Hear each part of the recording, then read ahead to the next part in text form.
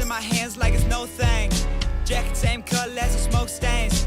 Pray to God that I never grow old, but I also pray to God that I grow wings. Just a couple of puns, all trying to get by. Just a couple of teens, all trying to survive. Live to the max, cause you don't live it twice. Couple green thumbs, all highs.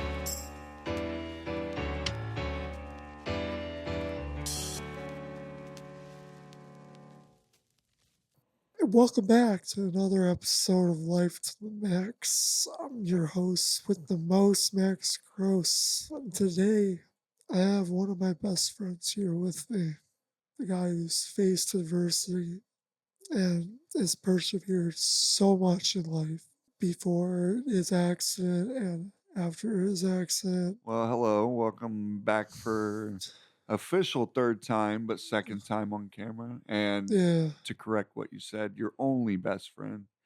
So, yeah, all that was good, though. what about Good brother? It introduction. was good. It Was was a good alright. introduction. Pretty solid. There's two more episodes of Chuck. One is of just us screwing around talking about funny stories, and another one is this actual story, but it's only on audio only. Like, I commend you because I don't know like how I could grow up in a house like I grew up as a foster kid, which foster got kid. Yes, adopted. Yeah, which got adopted by a foster family that still fosters to this day, and they're old and still foster. they still foster. Yeah, it's crazy. Are you still cool with them? Yeah, I am. I probably did have a little hardship when I first got injured with him. Probably hence the reason I met you. But I'd say, everything happens for a reason. The best way to Yeah. put it. So how was growing up like in a foster Well, I system? mean, you gotta think random abandoned kids, or even, kids that just didn't get the love by their parents, all get thrown into a house. You get bumps and bruises every now and then. But it's not like any other type of brotherhood, Like you're gonna fight and then you're gonna get along. That's brotherhood in general. So we've had a lot of brothers. A lot. Yeah. A lot. At this point, we're probably a partial gang. So you grow up in the foster, like how were your teenage years? So we kind of lived at first. She lived in a smaller house and then moved out to kind of a suburb area called Forest Hill. Just listen to the name Forest Hills. You can imagine it's a hilly area with trees. So it was good, honestly, as far as staying in shape, walking up hills, riding bikes up hills, stayed in shape. So that's probably why I got the athletic end of, maybe football or even joining the military. I think that's probably why. So we'll lead up to that. So you joined the military what year? 09. Yeah, because it was a year after I graduated. It wasn't initially right away. So I graduated 08 June. That's when I went to Fort Knox. I thought you went to, oh wait, you're not infantry. No, I thought I'm you a went, fister, you're a fister. Elbows deep, bro. Damn. Elbows deep. What was the culture shock when you got to the military? Like I was boot already camp? adjusted. You know why? Why?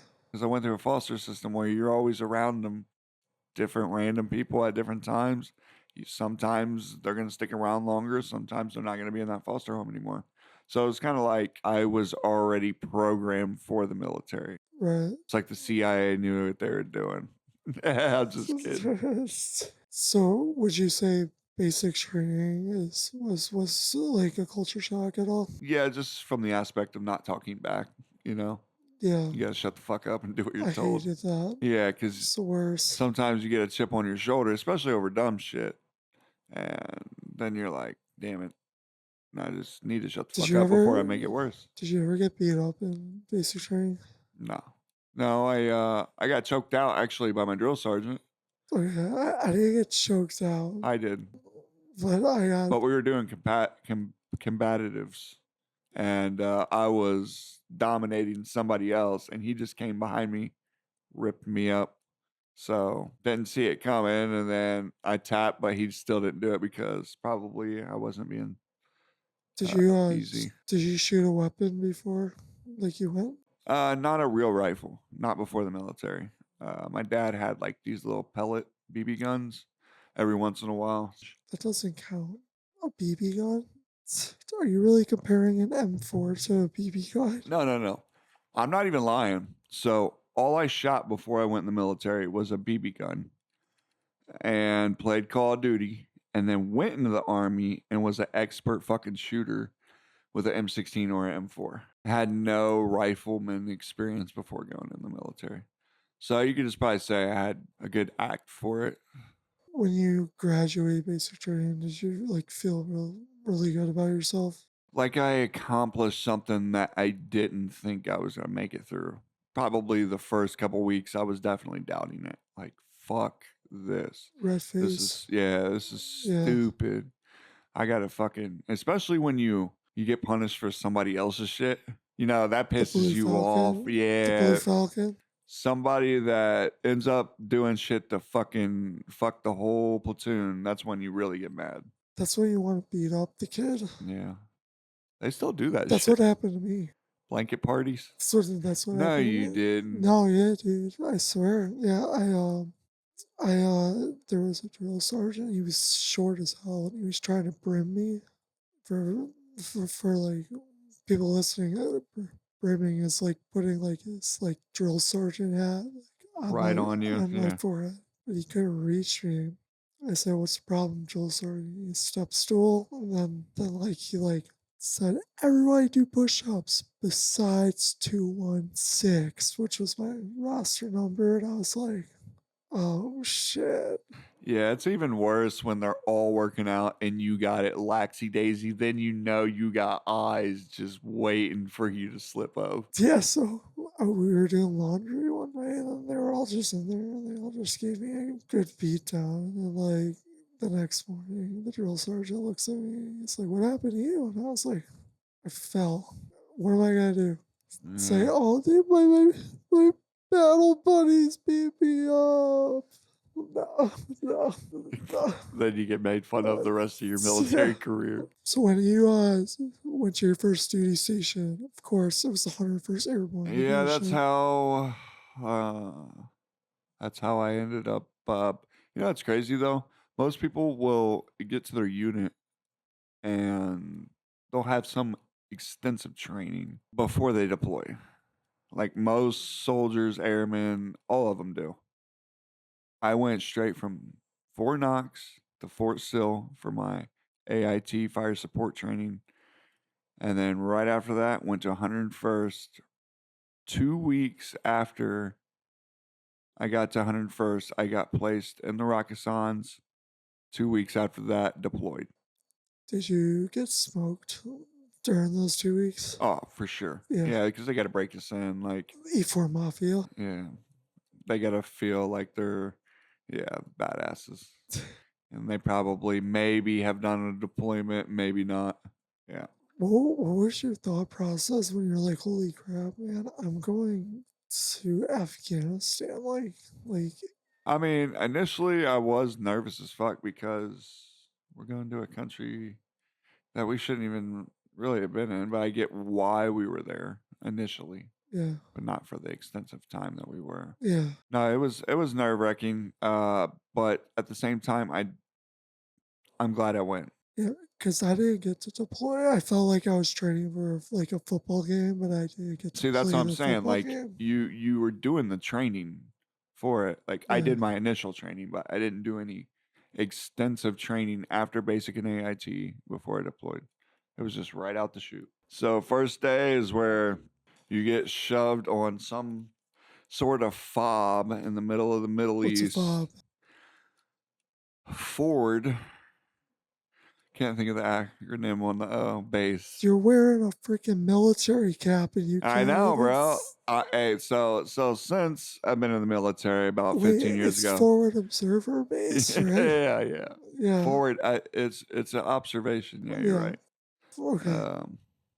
Carry on. But the first day was a little weird to get adjusted to because you've seen not just the U.S. military, but multiple NATO foreign countries on this huge base in the middle of the Middle East. And it was different because I'd go into the bathroom to shower, see girls just walking in ass naked, showering right beside me. It's like with other countries. Wait, what? Other countries, yeah. Like it was like, I don't know if they were Russian, but they were pretty close to Russian, if not some other Middle Eastern type countries that had their military there. And they had different bases for showers, but over in most of the European and Middle Eastern countries, the guys and girls shower together in the military. I didn't know that, man. Yeah. It's definitely a little different because it threw me off guard when I first seen it. Because I thought I was in a female, and then I looked next to me and there's another dude, and I'm like, what the fuck's going on? This girl's brave as fuck or something. But yeah, it was a little weird. I remember you telling me like basically like that you went to like a cop, which is like Yeah, what my final destination was Cop Dicey, which is right near the Paktika border of Afghanistan and Pakistan. So it was a little bit of a shithole. Did you guys have running water? Not exactly running water, but yeah, we had a big fucking cylinder dome above our bathroom, and the gravity just anti-fed down. Not anti-fed, but fed down. Back then you told me that this was like a really dangerous area. Yeah, the KG Pass is known for fucking IED and ambush sites all throughout that area. So anytime anybody rode through there, they were getting contact probably almost daily. Yeah, and like keep in mind this is 2009. This is probably right before Bin Laden was actually killed. Like I was right just before. about to say that the hunt of Bin Laden. Yeah. Like, So, but even after he was killed, we were still there for a little while. Like I mean, we were that there was the for a whole long point. while. Right. That was the whole point of us going there, and we For being such a young kid, going to the military and seeing this culture shock. I pissed myself once from a vast amount of small arms fire with explosions very close. Yeah. But I guess I was still programmed a little bit to be able to make it through that, I should say, because I had the right people next to me, you know.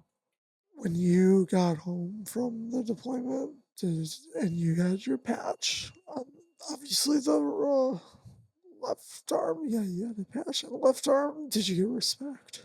Yeah, because then you don't have to feel like the guy that didn't deploy. Yeah. Because somebody might bark at you with attitude. Some people are like, fuck you, you didn't even deploy. Somebody could say that, like, and they'll do that shit to lieutenants and shit too overseas. Swear to God. Dude, Like if I somebody's didn't- already had a deployment under their belt, they treat the young officers like shit sometimes. That's funny though. Like, fuck you, Butterbar. You don't know shit. Dude, I didn't salute Butterbars. Hey, Max.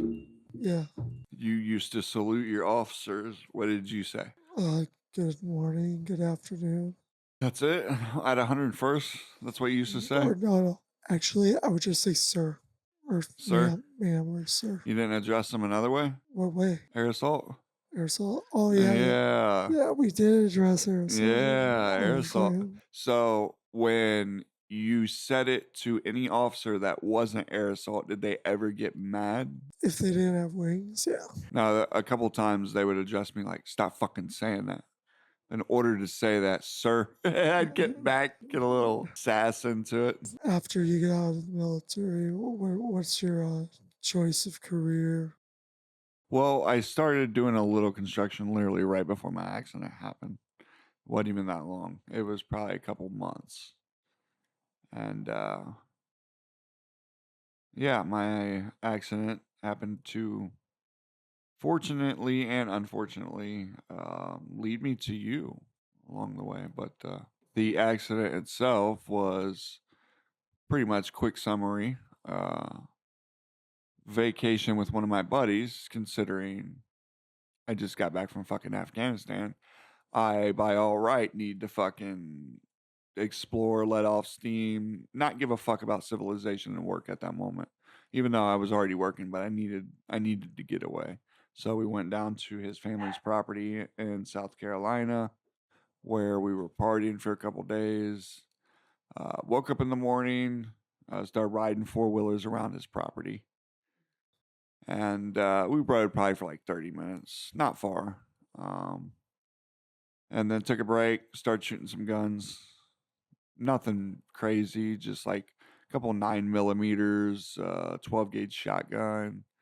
There might have been an M4 that we shot a couple times, but nothing crazy. Okay. His uncle was gonna go get a Barrett 50 caliber sniper rifle, but he had to go dig it out while we rode around with four-wheelers.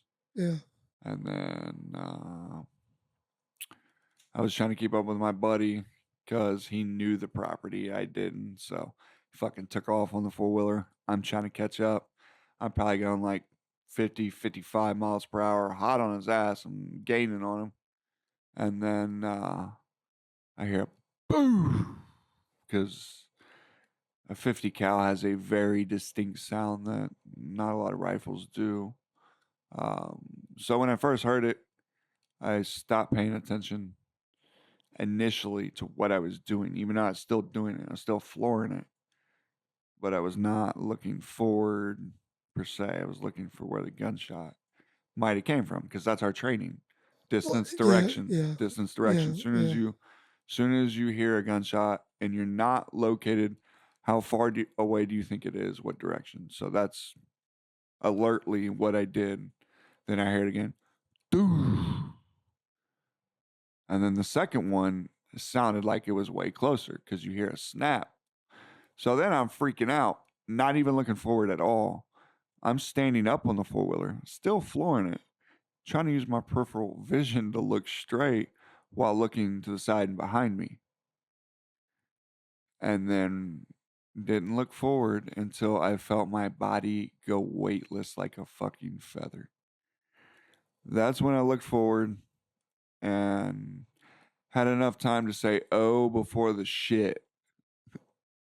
And that fucking probably 50, 60-year-old tree smacked the fuck out of me.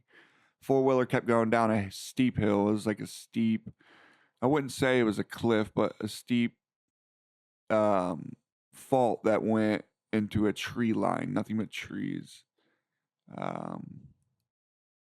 Smacked the tree. Four-wheeler kept flipping down the hill. Flipped over the tree branch. Hit one. Hit another. About 15, 20 feet in the air. Came down on my head. And that is the short story. Like So a little extensive you said actually you were before. decapitated. Yeah, before I end that.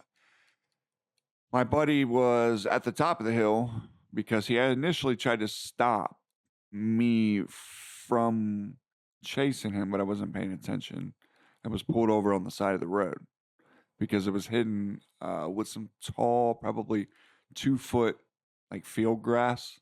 Right. It was pretty tall, but I didn't see that it was a sharp turn right into a tree line. He said he seen me trying to get up on all fours, and I was like trying to drag my leg up to stand up, but my head was just into my chest, basically. So, and he didn't know what to do, because what the fuck do you do when you see that? So he said he immediately took off running, jumping downhill, because it was dirt and trees, but it was a steep grade decline, I should say. And he said he ran and jumped on me to hold me down, to prevent me from getting up, because he could tell that I was fucked up. I didn't even wake up till I heard the choppers in the background. So you got airlifted. Oh yeah. I honestly thought I was back in Afghanistan when I did gain consciousness, because I just heard, and you hear that all the time in Afghanistan, all the time. Choppers are like the biggest transportation to get you to the cops, which is a smaller observing point, with only one maybe dangerous. two, one maybe Yeah. two platoons. FOB's got thousands of soldiers.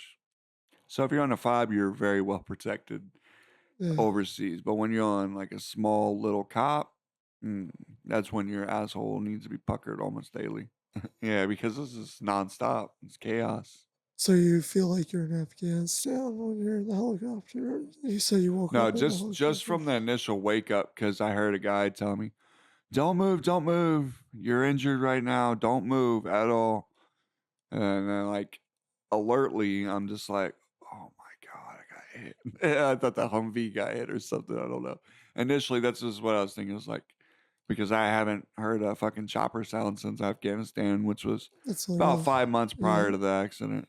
that's literally what I was about to ask you. I was gonna ask you, like, do you think like you had post traumatic Yeah, stress disorder? And I did th- it like I think the kick in? guns is definitely what, well, gun. I think the gun was what triggered me not to pay attention. So yeah, Because you PTSD. gotta look, you gotta look where you gotta keep your head on swivel. That's what they always That's what tell they you. train you to Yeah, do, so that you're vigilantly, very quick reacting to whatever sound that you hear, so that you can run forward, not backward, right? so you get airlifted to a hospital, and they can't treat you right. The hospital that you Yeah, went to. the first hospital didn't have the technology to perform this procedure, which was a spinal fusion for a internal decapitated quad. I completely severed my C6 between my C6 and C7, and You were decapitated.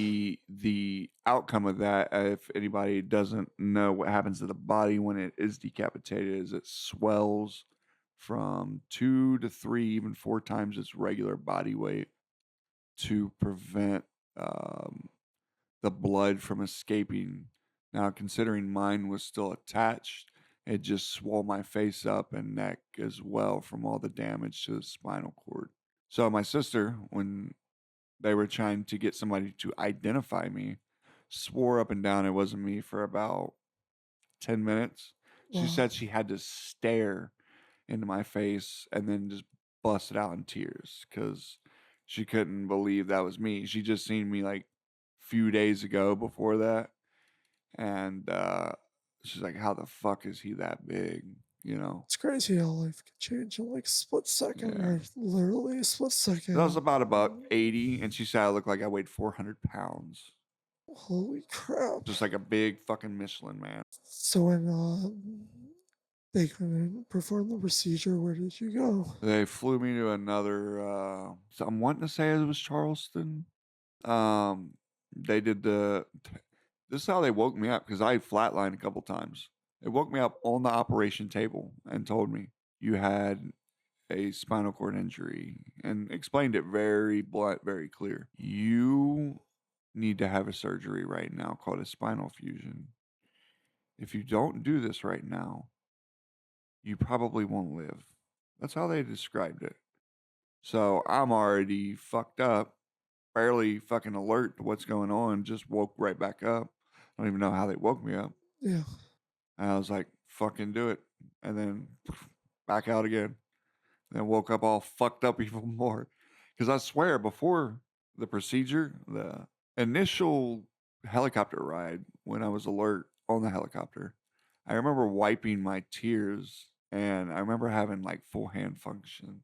But it is C6, C7 boundary. So who knows? Maybe that was just from the extra damage that was happening from me getting up. I don't know. I can kind of relate with my car accident because I remember like possibly moving my hands and like tapping my friend to call the police or to call an ambulance. So I get what you're saying. It's like this extraterrestrial world. We don't know if And it's real or then you fake. fucking wake up and it's just like, fuck. Why am I still here? Yeah. Yeah, That's always the first initial. yeah. And you probably felt that. Oh yeah, it's always like, why God? Why the fuck? What the fuck did I do wrong? What was your journey like with therapy and like getting back to It like was, learning the lifestyle, I I'd guess. say it was up and down. So like when I first got hurt, it wasn't really a want to get back together because as soon as I realized what limitations I had, I think it pissed me off to like, I don't want to do shit. Fuck this dumbass shit. I don't want to do nothing. I want to sit in a fucking room, dark ass room, and listen to fucking music till my ears bleed. I think that was my initial first thought. Yeah, you told me you were addicted to nurses. Yeah. Me too. Yeah, it was, I mean, you're young, something How, catastrophic happens. how old were you? I was 21. 21. I was 20 Yeah. when it happened. So you're just mad. So the slightest little thing that could dissatisfy you, yeah, ruthless. Do you know which one got me? The turning. When you would have to turn in the hospital bed, the motherfuckers, they would come in. Okay, Mr. Gross, it's time to turn. It's time to roll you on your other side. It's like, fuck you, bitch. I am feeling great right now. I'm finally in the middle of this movie, and now we have to turn it. There's no pausing because there's no streaming in fucking hospitals. And then she turns me anyways. She's like, okay, well, looks like Fuck your everything show, is good. Max. I gotta do a job. Yeah, you were on a ventilator as well, right? Yeah, twice. Well, I'd say for the first initial, when I first got hurt, it was, I didn't get off the vent initially, probably about 3 months, because it took so much training, basically, because I fucking passed out probably half a dozen times trying to breathe on my own. And Yeah. then they had to fucking open it back up, put it right back in again, do it all over again. I'm like, fuck. It was just scary. It was scary. It is scary. Like, I was explaining it the other day. It's like a paradox. Your whole life is flipped upside down, and you don't know. Like Stranger Things or Yeah. something. You're on the other dark side of it. You don't know, like, what to do. There's Right. there's no like when you want to get better at something, you keep doing it. There's no like answer, which is one of the things I hate. I hate, and I still hate That there's no like spinal cord injury. definite resolution. Yeah. Yeah. Like to where you can just be up and at it again like you were younger or something. How long were you in this like emo phase type? Emo phase. That's a good way to put it because it was very dark rooms and hard drugs. Yeah. Yeah. I'd say a solid on and off 6 years, about half Jesus, half years? my injury life for sure. Well, like, what about your journey with therapy to like get out of the hospital, or did you stay in the hospital? Max, you know me, I stayed in the hospital because the girls that were there. Until I fucking met you and you kind of like, dude, you want to move out of the hospital? And then after like sitting there for 4 years. So you stayed there just for the girls? Well, yeah, dude, there's nurses that are younger, caregivers that are younger, and then you're surrounded by old guys, so you got a good chance. You got a really good chance of maybe, flinging up a little conversation. But when did you like? I remember you explaining that you had to like work hard just to like eat on your own again and to like Initially, to even up. move my arms. Yeah. The best way to describe it, it literally felt like somebody ripping my skin off just to move my hands and arms because the nerve line from my damage of my spinal cord is literally right on that line. So to move it, like when my body starts swelling back down, I shouldn't say swelling down, stop swelling and then retreating. Yeah. My hands and feet scabbed up with scabs. Like, that's why I got like a bunch of little slits all in my hands, all on the bottom of my feet. They had to like wrap my feet in vinegar towels to try to get the scabs to go away. That was a miracle to be alive. Miracle, by the way. Like the initial accident, they put me on this stick unit that was like slightly above ICU for critical condition people, severe injuries. Yeah. And I was the only one that lived out of a room full of 6 people. Maybe 4. No, it was 4. 2 of them were gunshot victims. 1 was motorcycle, and I was a 4-wheeler. I was the only one that lived. And they had like preachers in there praying for us and stuff. So I'm a little bit of a miracle. So I God is always good. push those guys out when I was pissed. Like Yeah. I was pissed for a good 3 months because I couldn't eat. But I had my girlfriend at the time. Like I've told you this before. I had my girlfriend at the time, and she was like my rock. And then when she left, like everything fell apart. So the one thing I wanted to focus on was therapy. So I did just a shit ton of therapy because I wanted to get out of that hospital. Yeah, like that was So my biggest. was it like more motivational in a way for the therapy since she left She was though? a crutch. She was a crutch for Right. sure, I think. And I think if we were in different positions and I was like the man and she was like injured, like, and I'm 20 years old and I'm dating her, I probably would have left too. Just because Yeah, of how you young I was. my first relationship when my accident happened, I literally offered the ultimatum like fucking leave. Like I'm not going to be the same soldier you knew before. Like somebody else is going to be able to make you much happier. I tried to offer that ultimatum and But when did you start gaining that mindset back that you are a soldier? You're doing a great job. probably just recently, man, honestly, the past few years. Just getting into, I think, a sport that is healthy and allows me to work through my thoughts. So I met you in 2016. That was 7 years after your accident. Yeah. So I'd say initially you probably motivated me to get the fuck out of the hospital. Because that was where my stopping grounds were for years because I didn't have no projection. I didn't want to do nothing. I was emo, like you said. And it was poor me, you know. What was it like when we first met? What was it like? Yeah, Oh, all like right. how was So, it? yeah, this is how it goes down. I am a seasoned veteran at the VA, and I've been around the block for a few years. And I was kind of the go-to guy when I talked to some of the newly injured veterans. And there's a nurse that comes to me like, Chuck, you got to go talk to this young soldier that just got hurt. I swear, I think you guys will hit it off.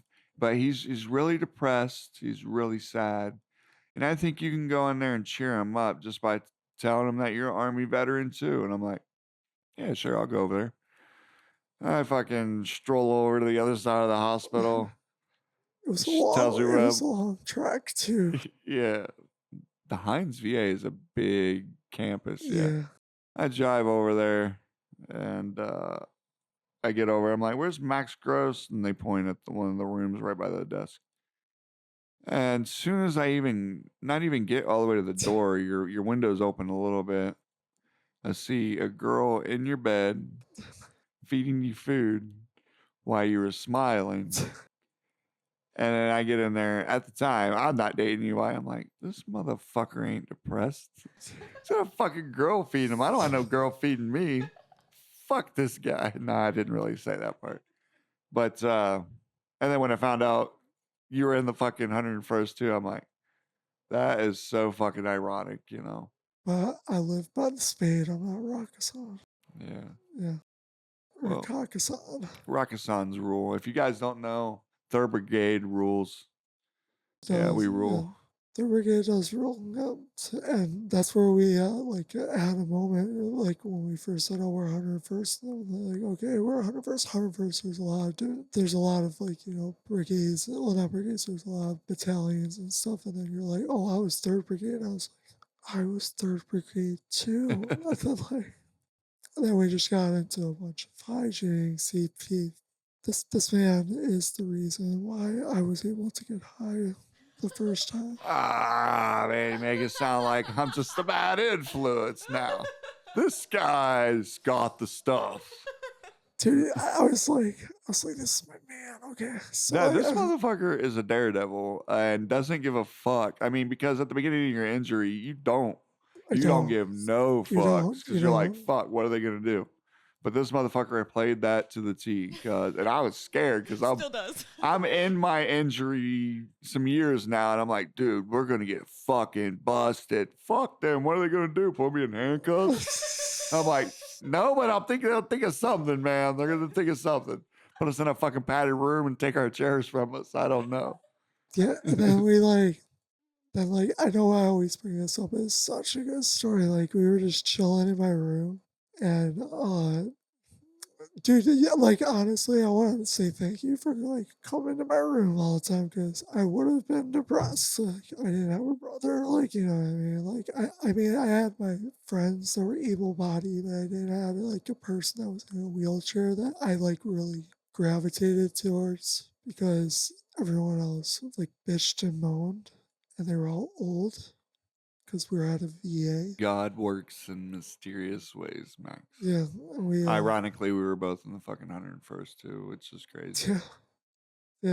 And then well, I lost. Oh, so we find this place, and this is 2016. Okay, so like you can't deliver alcohol. And we find this place To a federal facility at that.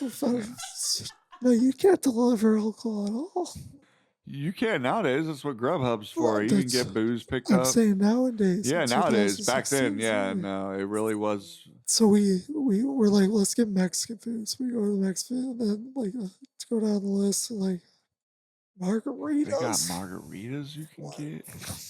No To go? fucking way. To-go cups, extra large 40-ounce cups. So we're like, you know what? Fuck it, let's give it a try. Let's see if it's true. So, and then the food gets here.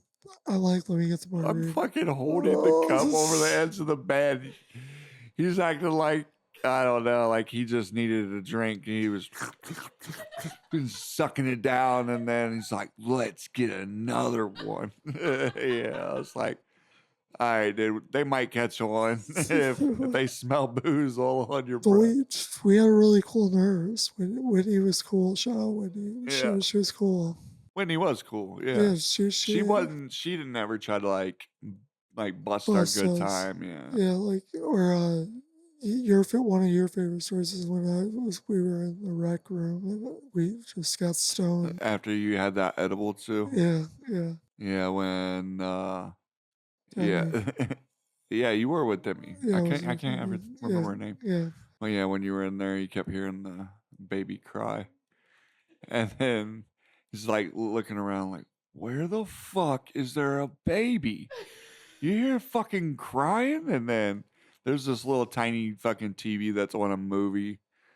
And I'm like, "Max, it's from the TV." And then he was like, "What the fuck?" But one of the hard parts is when you're young, you're stupid, and I let this one get away, Demi. If you're out there listening, Yeah. no, I'm just kidding. But dude, no, you were living, and it's crazy though, is because when they made it sound like you needed a desperate friend, though, when I first met you, I was like, this motherfucker is not sad. He's doing good. Like, I see him smiling a lot. I didn't smile at all when I first got. But I think it's because you had good company that was bumping Well, in and a out. good support system, and you know what, and like the mental fortitude to go through it. The position, obviously, like I was still figuring out things, but like it is so difficult because it's like a roller coaster. You have your ups and downs, but then soon it starts like stopping, like maybe like the roller coaster's gonna start again, but like it starts stopping. And like you said, you've literally found peace in the last year or so. Few After a years, few not like years. the wheelchair rugby has opened up a door that I never had there before, because I myself has been slacking in all physical fitness for almost a decade at least, and now it's making me want to stay healthy, basically, because Yeah. I see older men, I see women in the sport kick fucking ass, so it pisses the younger me off. Like, how you gonna let a fucking girl get out here and hit harder than you? So it's reawakened the fire in my soul. Like, It's your fat ass, 2025, by the way. your I fat just- ass needs to be pushing more, because if this girl is making you look like you're a little wimp, something's wrong with this team. So. Again, 2025. Hey, whatever works. If No. spite works, But whatever I'm works. just saying, I'm not used to women being in a very physical sport.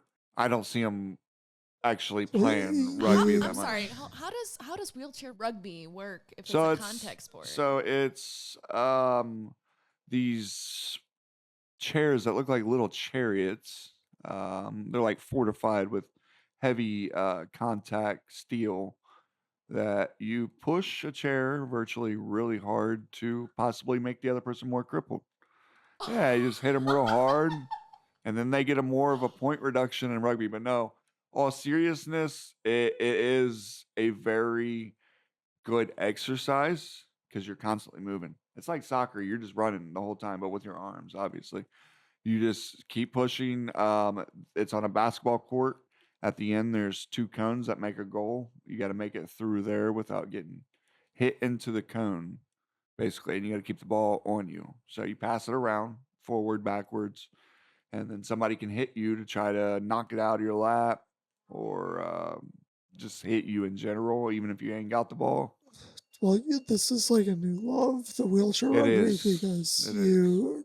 you've been doing wheelchair games for the past like few years. 5 years now. 5 years. Yeah. You're 2-time national Olympian, right? No, not national champion, not an Olympian. So this I have guy's never played on the USA team, but I would like to have that chance one day. right. The Hopefully, USA team is so hopefully small. before the 2028 LA Olympics. Wink, wink. You know, Yeah, that'd be cool. Yeah, you keep pushing me. You're like, you need to do bocce ball. You need ramp bocce, bro. ramp I'm telling bocce. you, when you start playing it, first couple times, you're gonna be like, all right, this is pretty fun.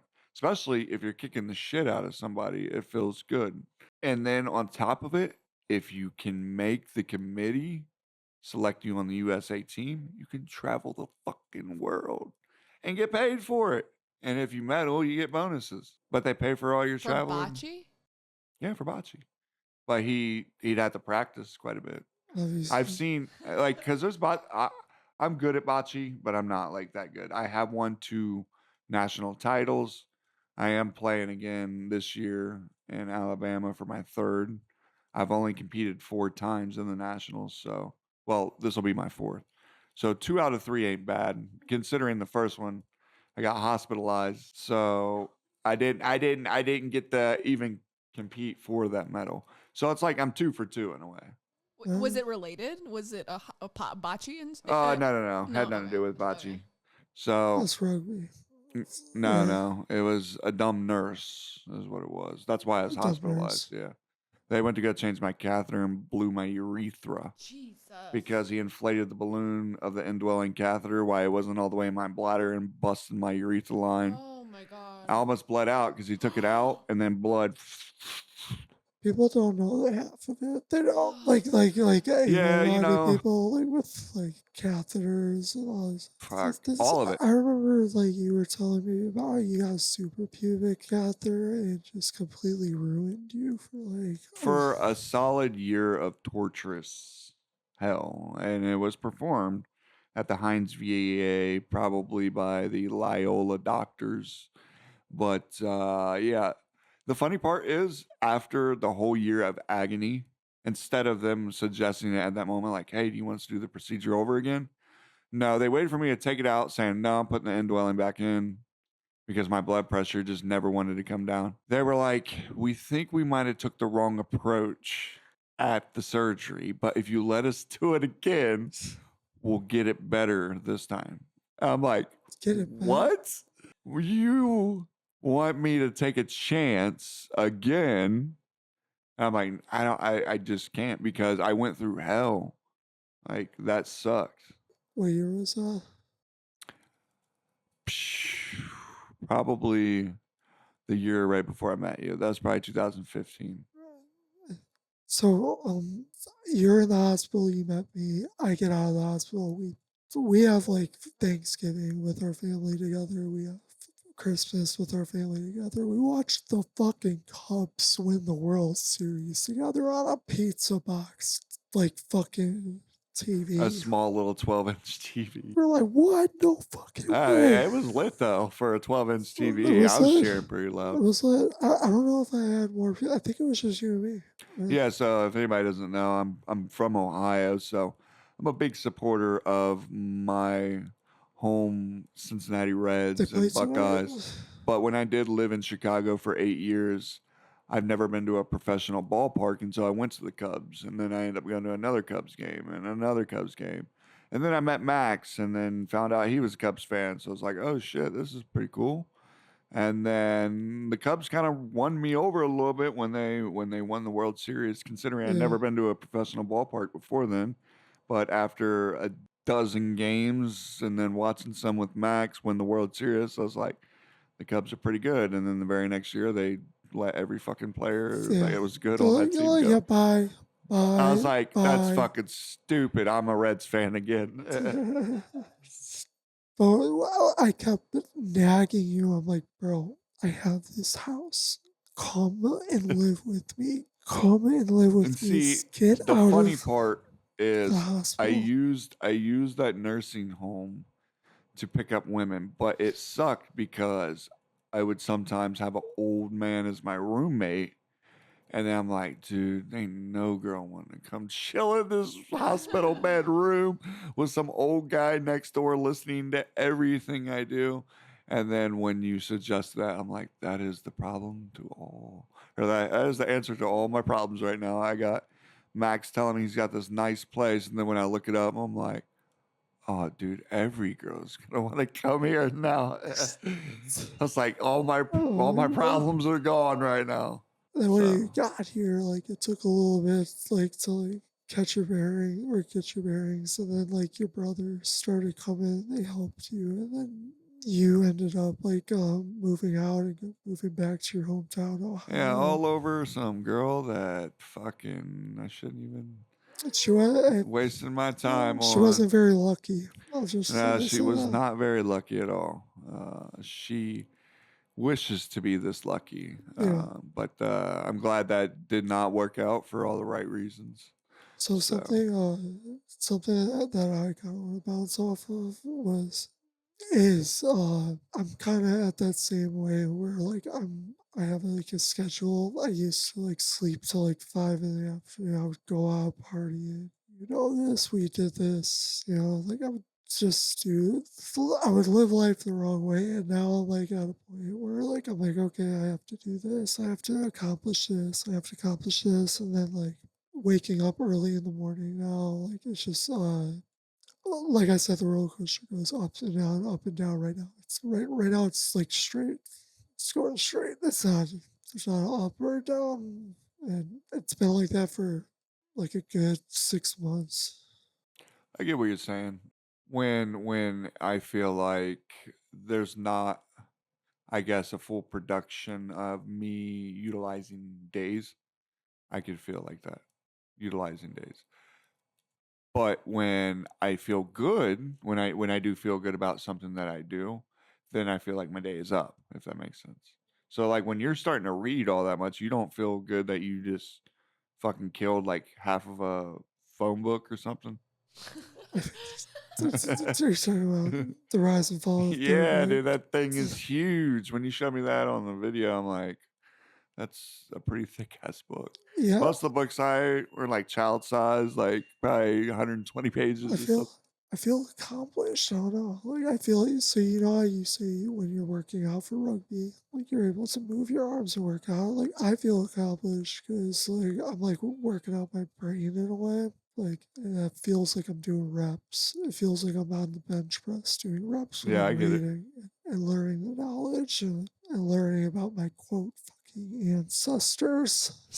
Yeah, it's funny. It's funny though. The one thing that you told me that really keeps me going, which I think is cool about each other, is that you say I motivate you when you're upset because you're like, well, Max has pain in his throat, Max is paralyzed, like for the next. It's from the aspect of me shouldn't be able to bitch considering I have more than someone else. So yeah, when I do hit some of them stalemate moments in my life where I'm like, fuck, everything's fucked.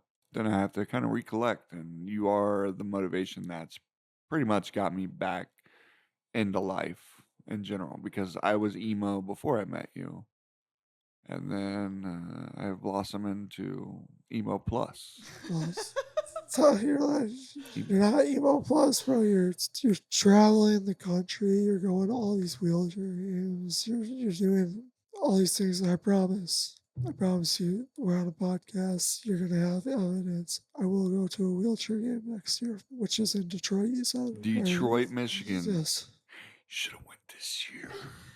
I mean, dude, it's like I should have. Okay, but Minneapolis, Minnesota is where it's going down this year.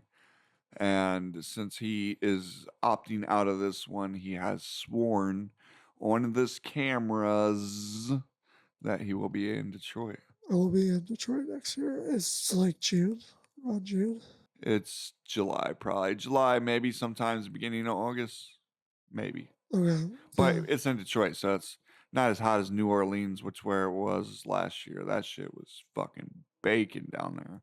Every day was like hundreds. What's your fondest memory of like the wheelchair games? Like what gave you like made you like say like, okay, this is my purpose, this is what I like to do? I'd say at first it was bouncing into other people that smoked weed while trying wheelchair sports.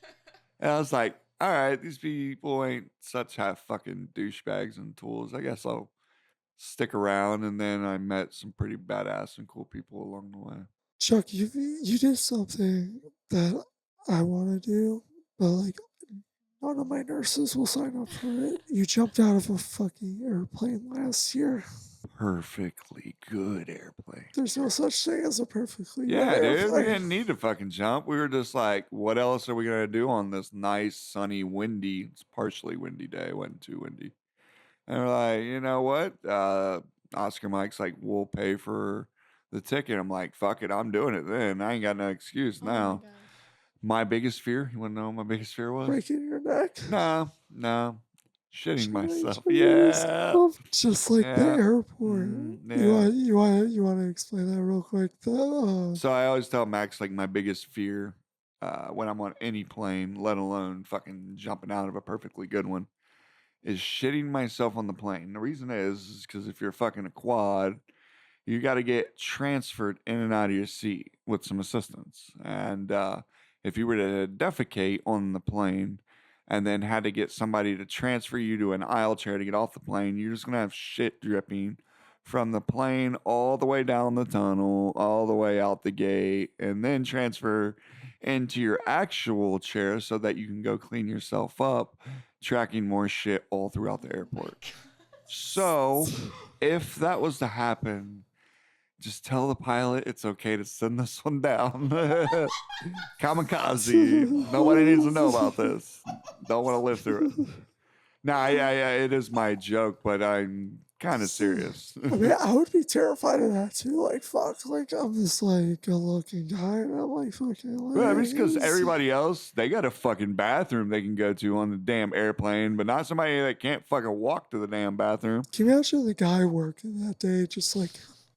Fuck. My life, dude. This God, motherfucker shit all over the damn plane. And I have to pick him up because the liability, it's going to get on my sleeves. They probably would, honestly, just close the plane down. Like, we're going to have to move planes because it's going to take too long to fucking clean up. You'd probably put a big dent in our business. Can you imagine the smell? Like, just completely. Yeah, that's what I said. They probably would like, no, we can't do it because somebody's going to get on here like, dude, I'm not riding in a plane that smells like shit and go ask for their fucking refund. Flan, like, it seems like you're living life to the max, and that's why I wanted to get you on. And because you have that motto, now I can live it. Yeah.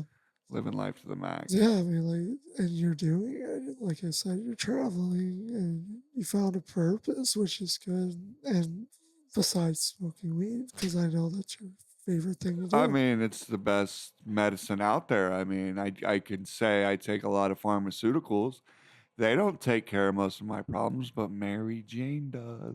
Hey, buddy, this event, when it comes out, I'll smoke weed all day. but I'm gonna hold you to that I too. can't do it right now. It hurts too much. It No, I don't sucks. blame you, It's bro. the worst. But we have different difficulties in our lives, but we still have like different strengths as well. Like you're like you give me strength, I give you strength. That's why we're like best friends. And I wanted to get you on the podcast one on one with me. I just wanted to like people to get a background of your your background, like growing up in a foster system. Like I couldn't imagine doing that. I almost had to grow up in a foster system, which I was very scared of. Did. I didn't. No, it's okay. And I was infantry, and you were. That was cavalry. That's better. Oh. Cavalry sneaks around, infantry are just dumb brutes, right? Smarter, right? Yeah. But anyway, it was great having you on. I'm happy that you decided to stay. I'm sorry Evie almost killed you with I'm sorry. I'm so sorry. with the bed. That was planned, wasn't it? Oh no. Let's see if this motherfucker thinks he's fatter.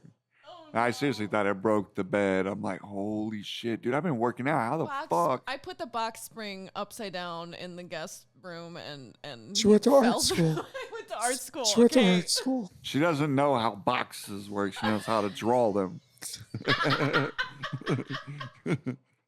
Well, Max. Well, I'm sorry, Chuck. Oh, you're good, Max. It's always a pleasure seeing you, Yeah, bro. you too, man. You're the one that helped me get out of my shell, so I can only try to help push some of that energy you gave me back on you Yeah, every now and then. my house is always open to you. Mi casa su casa. Hopefully one day we'll get a house together like we talk about. I'm pretty sure we'll do that one day.